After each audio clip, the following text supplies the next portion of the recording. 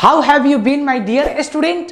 बच्चों, जैसे आपको पता है कि आज मैं इसको हम क्या कहते हैं, को हम स्टूडेंट ग्लोब कहते हैं।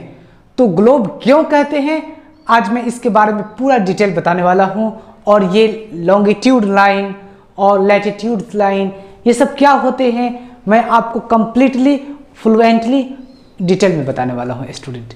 ठीक है, तो सबसे पहले स्टूडेंट आपके सामने ये जो दिखाई दे रहा है, ठीक है, मैं मानता हूं आपके जैसा तो नहीं बना सकते, लेकिन आप लोगों को देखने से यह पता चल गया होगा कि इसको क्या कहते हैं। ठीक है स्टूडेंट, इसको क्या कहते हैं आपको पता है, इसको हम ग्लोब कहते हैं। ठीक है, अब इस ग्लोब के बारे में मैं आपको कुछ डिटेल बताना चाहता हूं। ठीक है, इसमें मैं आपको तो सबसे पहले स्टूडेंट इस ग्लोब में हम लोग दो चीजें सीखने वाले हैं। इस आपको वीडियो में दो चीजें सीखने को मिलेंगे और इसके बारे में फुल इंफॉर्मेशन आपको मिलेगा। तो स्टूडेंट पहला है आपका क्या, अक्षांश रेखाएं, जिसको हम क्या बोलते हैं, लैटिट्यूड लाइन। और दूसरा क्या है स्टूडेंट, देशांतर रेखाएं, जिसको बोलते हैं हम लॉन्गिट्यूड लाइन। तो इसके बारे में हम लोग पढ़ेंगे। तो सबसे पहले स्टूडेंट हम लोग जानते हैं इसका डेफिनेशन, ये ग्लोब है।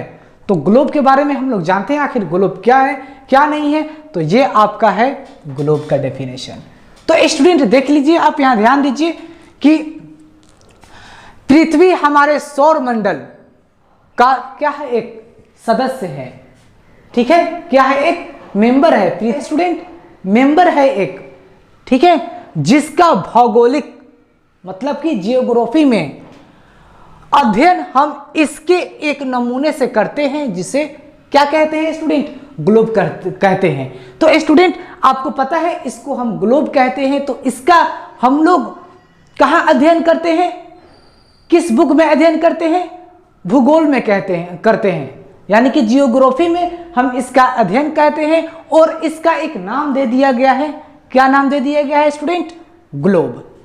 ठीक है स्टूडेंट, क्या नाम दे दिया गया है, ग्लोब नाम दे दिया गया है। अब स्टूडेंट इस ग्लोब में टू लाइंस हैं। कौन कौन से, एक लाइन है आपका अक्षांश रेखाएं, जिसको हम बोलते हैं लैटिट्यूड लाइन, और दूसरा लाइन है देशांतर रेखाएं, जिसको बोलते हैं हम लॉन्गिट्यूड लाइन। तो स्टूडेंट सबसे पहले मैं आपको अक्षांश रेखाएं किसको कहते हैं, यानी कि लैटिट्यूड लाइन किसको कहते हैं। स्टूडेंट याद रखिए, जो लाइनें लेटा हुआ है उसको हम लैटिट्यूड लाइन कहते हैं। जैसे आपको ये दिखाई दे रहा है, ठीक है, इसको हम क्या कहते हैं स्टूडेंट, लैटिट्यूड लाइन।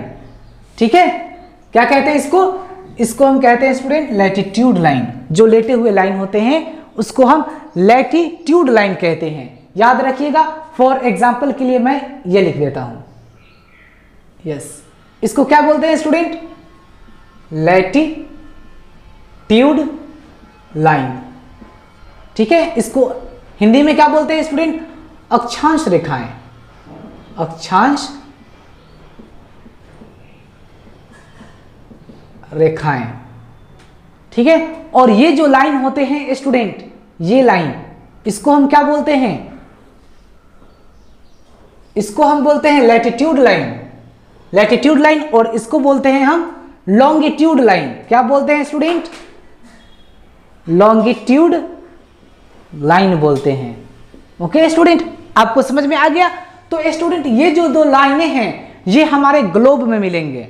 ठीक है, इस ग्लोब में आपको दिखाई देता होगा, जब भी आप ग्लोब देखिए, या तो छोटा देखिए ग्लोब, या बड़ा देखिए, या जितना भी बड़ा आप देखिए आपको देखने को मिलेगा। स्टूडेंट ग्लोब बहुत छोटे छोटे भी आते हैं। कुछ ऐसे होते हैं ग्लोब की जिसको हम पॉकेट में रख सकते हैं, कुछ ऐसे आते हैं जिसे हम लोग अपने लाइब्रेरी या फिर स्कूल या कोचिंग में रखे हुए होते हैं, या ऑफिस वगैरह में रखे होते हैं। ओके स्टूडेंट, और कुछ ऐसे होते हैं, कहीं कहीं आपको देखने को मिलेगा बहुत बड़ा ग्लोब। ठीक है स्टूडेंट, तो एक्चुअली उसमें बेसिकली उसमें दो लाइन आपको देखने को मिलेगा, लैटिट्यूड लाइन जिसको अक्षांश रेखाएं कहते हैं, और दूसरे में मिलते हैं लॉन्गिट्यूड लाइन, जिसको हम देशांतर रेखाएं बोलते हैं, देशांतर रेखाएं बोलते हैं। ठीक है, अब स्टूडेंट मैं आपको ये बता दूं कि ये जो दो लाइनें हैं, ये अगर आप इस पृथ्वी पर, इस ग्लोब के अंदर अगर आप ढूंढिएगा कि ये लाइन कोई मिल जाए, कहीं भी मिल जाए, तो स्टूडेंट ये लाइन नहीं है। ये लाइन आपको कहीं भी देखने को नहीं मिलेगा, क्योंकि इसको इमेजिन किया गया है। यह काल्पनिक लाइनें हैं। ये जो दोनों लाइनें हैं, ये क्या लाइन, कौन सी लाइनें हैं? ये काल्पनिक लाइन है, यानी कि एक तरह से इसे कल्पना किया गया है, इमेजिन किया गया है। ठीक है, इसको इसलिए इमेजिन किया गया है। स्टूडेंट, मैं आपको बता देना चाहता हूं, जैसे अगर आपसे पूछा जाए, ठीक है, अगर आपसे पूछा जाए कि बताइए ये हमारा इंडिया है, तो इंडिया हमारा कहाँ है? तो स्टूडेंट, तो इंडिया आपको कहाँ से देखने को मिलेगा? आपको देखने को मिलेगा कि इस तरीके से जाइए और फिर इस तरीके से आइए तो आपको इंडिया मिलेगा।